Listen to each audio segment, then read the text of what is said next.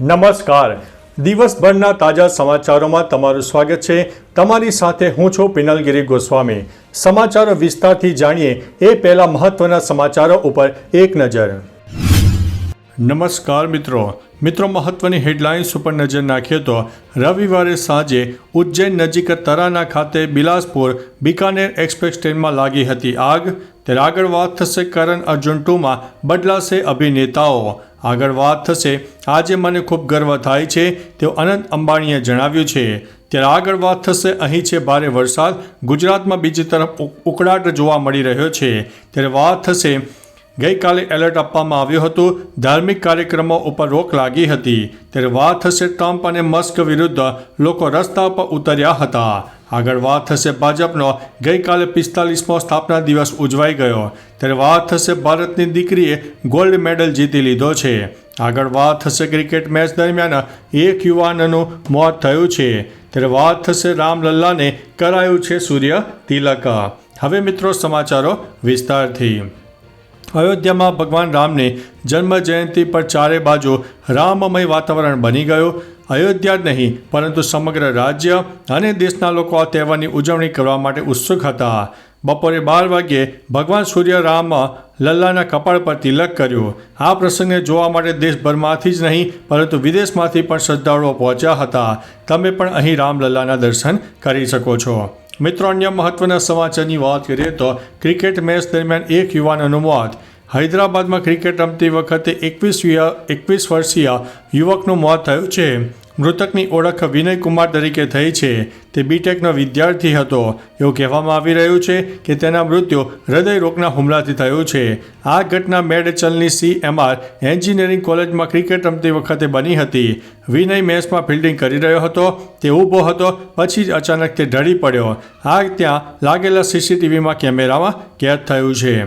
મિત્રો, અન્ય મહત્વના સમાચારની વાત કરીએ તો ભારતની દીકરીએ ગોલ્ડ મેડલ જીત્યો છે. ભારતીય શૂટર સિફત કૌર સમરાએ ISSF વર્લ્ડ કપમાં ગોલ્ડ મેડલ જીત્યો છે. ઇન્ટરનેશનલ શૂટિંગ સ્પોર્ટ્સ ફેડરેશનની આ સ્પર્ધા આર્જેન્ટિનામાં ચાલી રહી છે. વર્ષ 2023માં સિફતે 50 મીટર 3 પોઝિશન રાઇફલ ઇવેન્ટમાં બ્રિટનના સાયોનેડને વિશ્વ રેકોર્ડ તોડ્યો અને 469.6 પોઈન્ટનો નવો રેકોર્ડ બનાવ્યો. પંજાબના ફરીદકોટની રહેવાસી સિફત કૌર એક ખેડૂતની પુત્રી છે.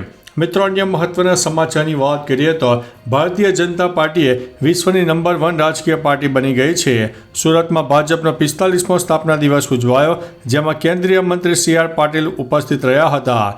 ઉપરાંત એ દિવસે તેમણે પાર્ટીના કાર્યકર્તાઓ માટે આનંદ અને ગર્વ લેવાનો દિવસ ગણાવ્યો હતો. સાથે જ કહ્યું કે વિશ્વમાં સૌથી મોટી પાર્ટી BJP પાર્ટી છે. PM મોદીએ પણ ભાજપના કાર્યકર્તાઓને અભિનંદન પાઠવ્યા હતા.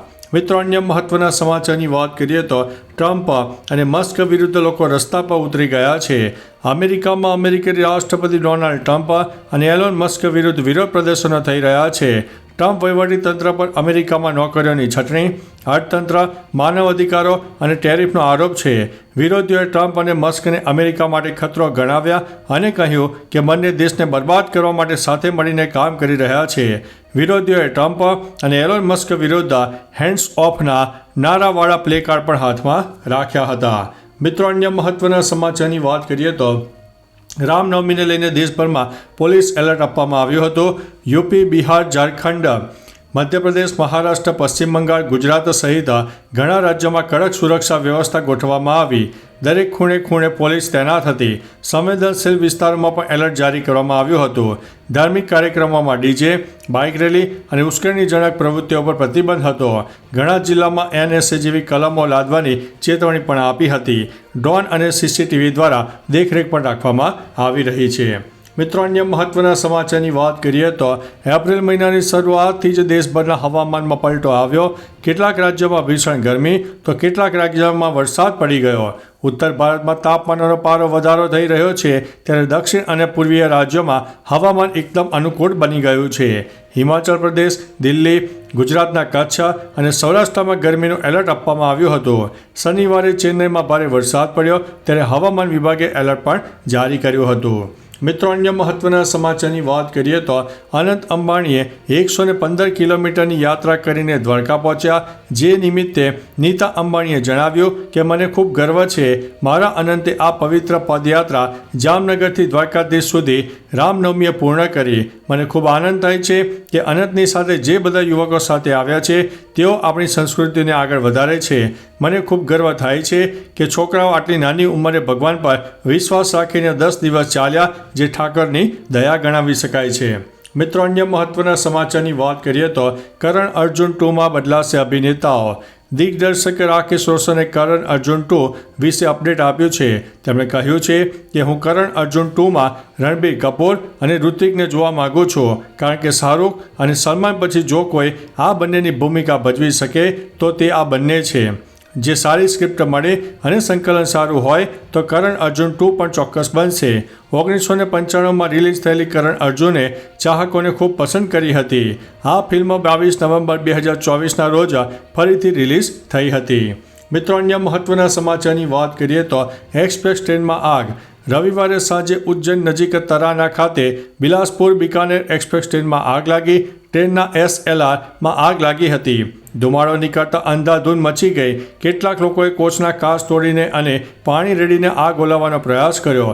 જોકે થોડા સમય પછી સળગતા કોચને અલગ કરી દેવામાં આવ્યો હતો અને ટ્રેનને રવાના કરવામાં આવી હતી. કોઈ પણ મુસાફરોને નુકસાન થયું નથી. તો ચાલો મિત્રો, ફરીથી દેશ અને દુનિયાના સુપરફાસ્ટ સમાચાર લઈને મળતા રહીશો. ત્યાં સુધી અમને રજા આપશો. નમસ્તે.